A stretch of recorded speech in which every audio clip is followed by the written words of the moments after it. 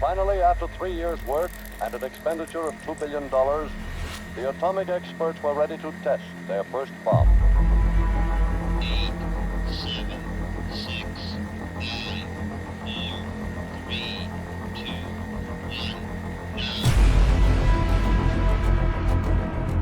1, In the summer of 1945, the Manhattan Project achieves its aim. Now I am become death, the destroyer of worlds. In 1945, when the United States launched the Manhattan Project, it ended World War II and crowned America into a superpower. On the 12th of August 1945, the long-awaited news hits the headlines. I have received this afternoon a message from the Japanese government, a full acceptance of the Potsdam Declaration, which specifies the unconditional surrender of Japan. But right now, as we speak, another Manhattan Project is underway. But this time, it is happening in China. With no hype, no noise, and no explosions. But this time, it's not a bomb, it's not a missile. It's a computing stack. We are in a tech race right now with China. China is working aggressively at AI. This is Manhattan Project 2. Chinese scientists have created a super-fast analog chip to power AI, smartphones, and modern weapons. The release of DeepSeek AI from a Chinese company should be a wake-up call for our industries. And just like the first Manhattan Project, this one was born out of war. In October 2022, the United States of America launched a lethal attack on China. This caused such a massive shock in the Chinese market that Chinese stocks started crashing. Some companies even lost up to 9 to 10% of their value overnight. And even companies outside China lost around $240 billion in combined market value. All of this was happening without firing a single missile. The question is, how is that possible? The Biden administration published a large set of export controls on Friday in order to slow Beijing's technological advances. U.S. trade restrictions continuing to make an impact on semiconductor companies such as NVIDIA. NVIDIA's CFO warning that China sales will drop significantly in the fourth quarter.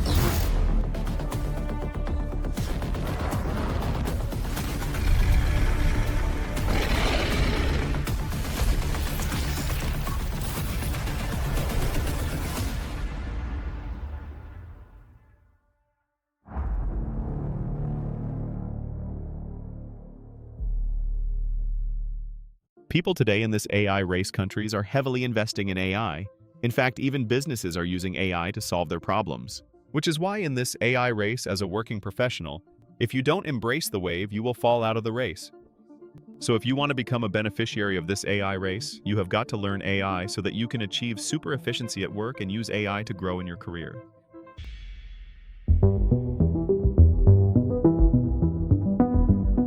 To build an AI superpower, you must pass through 3 gates.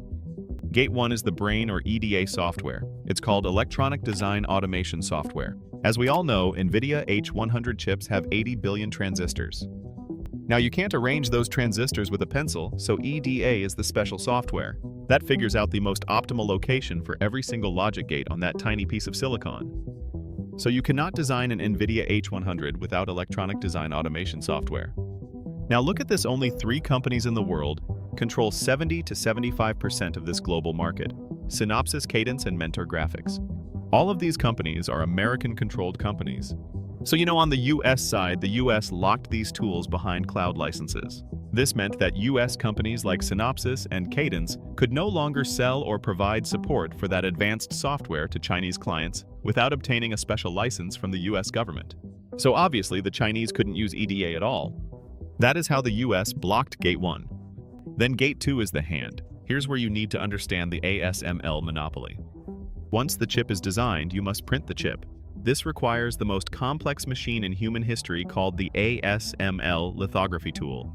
This tool is as big as a bus. It costs $200 to $350 million, and it is the only machine in the world capable of printing at the 3 nanometer scale. Do you know how small 3 nanometers is? The typical diameter of a single coronavirus particle is about 80 to 120 nanometers. So 3 nanometers is 40 times smaller than a single coronavirus. Now the problem here was that ASML is a Dutch company. So the question is, How did Biden stop them? Well, the US government told the Dutch company, listen, brother, you cannot sell this machine to China. But ASML was like, Uncle Sam, you cannot control me. I am not an American company. So the Biden administration found out that ASML uses one critical American-made product called the Cymer light source, which is designed in California. So America was like, listen, brother, you built ASML, we built the Cymer light source, and ASML cannot be built without the Cymer light source. So ASML technically cannot be made without America, which means you are under American control. That is why from today we ban you from selling to China. Now the poor Dutch company had no choice but to listen to America, so China lost access to Gate 2, which was the manufacturing machine. Then they blocked Gate 3, which is the AI hardware or NVIDIA chips. As we all know, in October 2022 and 2023, the US set performance density thresholds, which essentially meant any chip fast enough to run a nuclear simulation, became illegal to sell to Beijing. On paper, the strategy was absolutely perfect. By blocking all three gates, China had no way to win the AI race. They didn't have the chips, they didn't have the manufacturing capability, and they didn't have the software to produce them. So everybody thought China was choked and the US would go on to win the global AI race. But you know what? Washington made one very, very big mistake. And this one mistake gave China a superpower so strong that it could single-handedly destroy America's dominance in the world. So the question is, what was this mistake that America made? Well, America treated China like a market economy. They thought Chinese companies cared about quarterly profits. Because if you see the pattern, it is pretty simple. If Chinese companies spent $1 billion on R&D, they wouldn't make profits at all. If they don't make profits, debt won't be sustainable. Shareholders will lose faith and the companies will die. That's how a typical American company works, right? In fact, China does the same thing to India. They tried to sell solar modules so cheaply in India that no solar company would survive. This way, after the industry is dead, they could easily start charging a 20% premium and recover their losses. This is called dumping, and it still happens in India because of China. So when the US blocked everything from hardware to software, Chinese companies should have been dead right. Well, guess what the Chinese government said? We do not care whether our companies are profitable or not. We will keep funding our companies as long as we can become independent of the US. The first goal is to eliminate US dependency, and then we can talk about profits. That's what the Chinese thought. So when the US cut off China from accessing NVIDIA H100 chips, the Chinese found a clever trick. They deployed something called the Mixture of Experts architecture to compete with ChatGPT and launch DeepSeek. Sounds technical, right? But don't worry at all. I will explain it in a way that even a 10th grade student can understand. Here's the difference that existed between the Chinese AI model and the American AI model when DeepSeek launched. Imagine a giant hospital where every single doctor attends to every single patient. So in the American AI hospital, if you walk in with a bleeding knee, the receptionist will call everyone: the brain surgeon, the heart specialist, the foot doctor, the pediatrician, and 200 other doctors. They will all crowd into your room, look at your knee, and discuss it. And then through that group discussion, they will come to the conclusion that, you know what, Ganesh needs a Band-Aid. Now, even though the system works, it is incredibly slow, it is extremely crowded, and costs a fortune. Because you have to pay 250 highly paid doctors just to fix a bleeding knee. But here's how the DeepSeek AI hospital works. DeepSeek changed the rules of the hospital in such a way that they still had 256 specialist doctors in the building, but they had a smart receptionist. This receptionist, in technical terms, was the router. Now, when you walked into the Chinese AI hospital, the receptionist looks at you and says, "Oh, do you have a knee problem?" Then the receptionist wakes up only the knee doctor to help you. So during this time, the other 254 doctors stay in the break room so they don't do any work, and they don't get paid for that hour at all.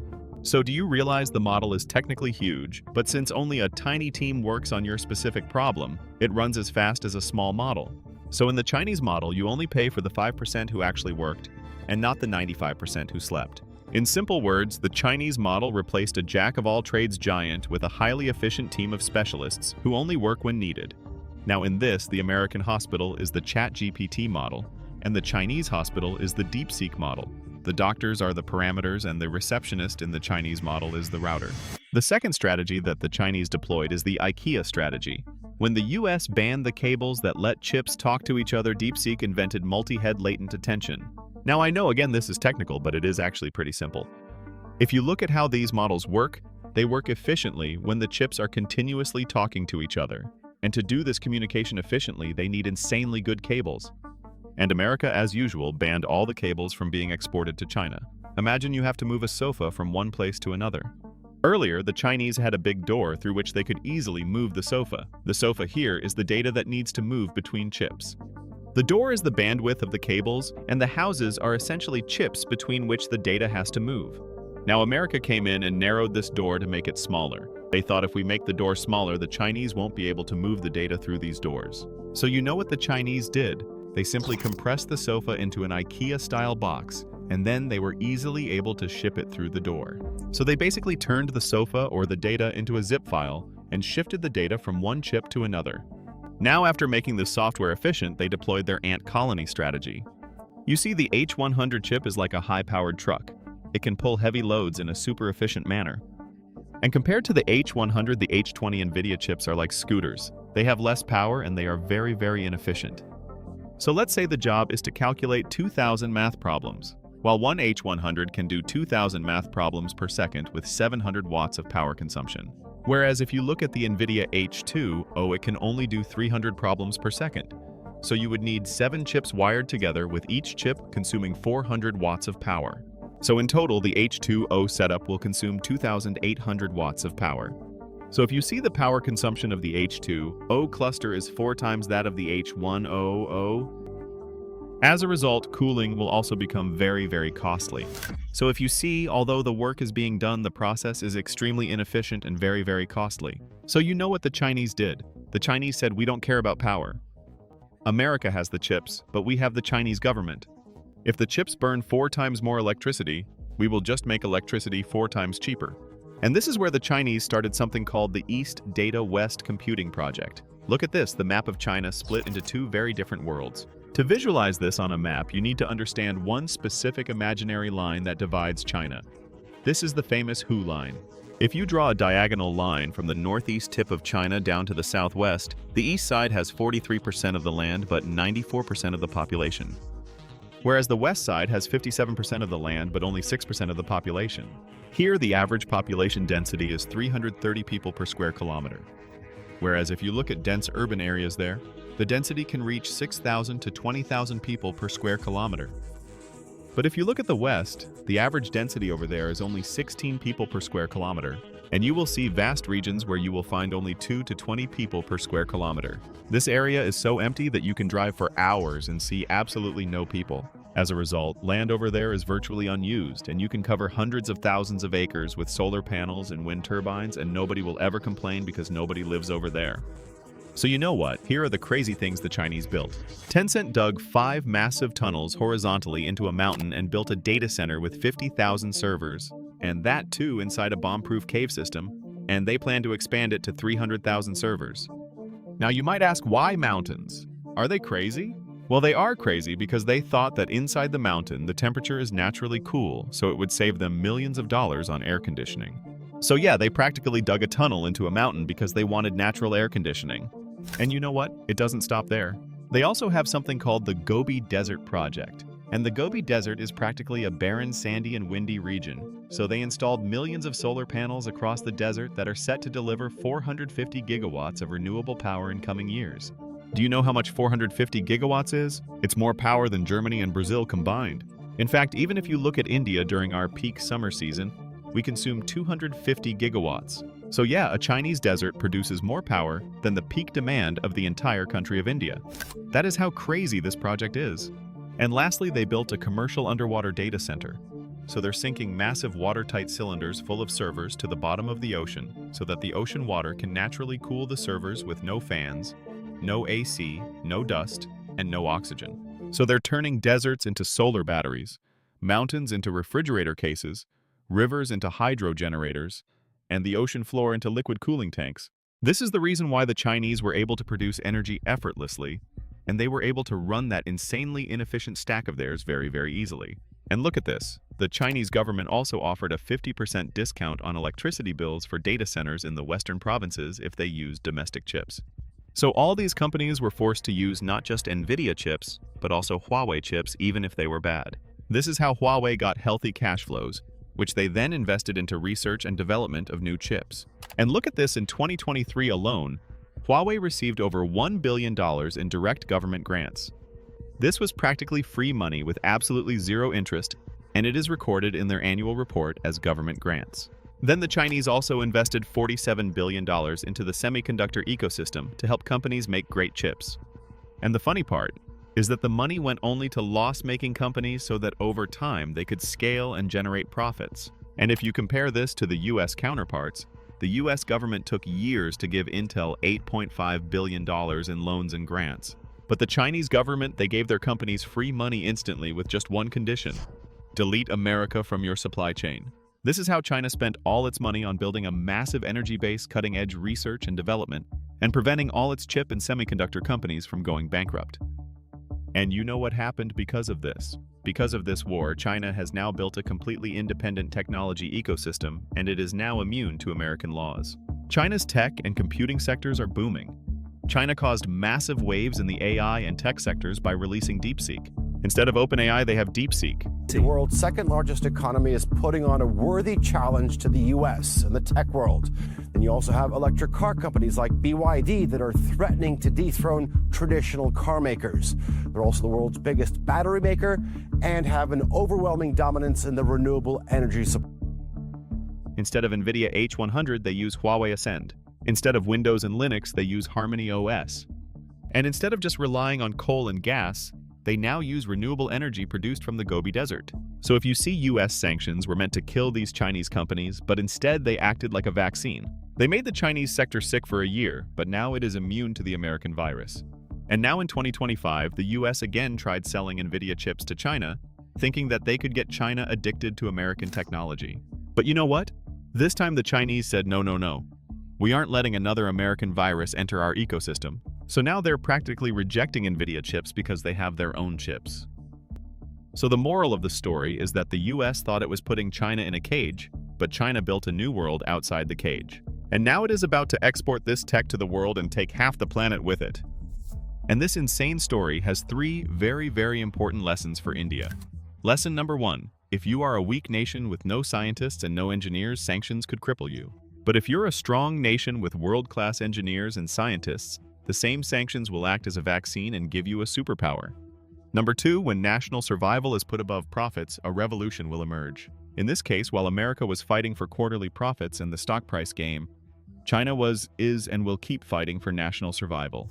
And lastly, in any resource-heavy game, the one who controls energy will always have a huge upper hand over others. Today, China roughly generates 5 times more electricity than India. In fact, China produces more electricity than the US, India, and the EU combined, the EU. So the question is, how is India going to cope? That is a question we need to ask our leaders. I will leave you with that thought. That's all from my side for today, guys. If you learned something valuable in this case study, please hit the like button to make YouTube happy. And for more insightful business and political case studies like this, please subscribe to our channel. Thank you so much for watching. I will see you in the next one. Bye-bye.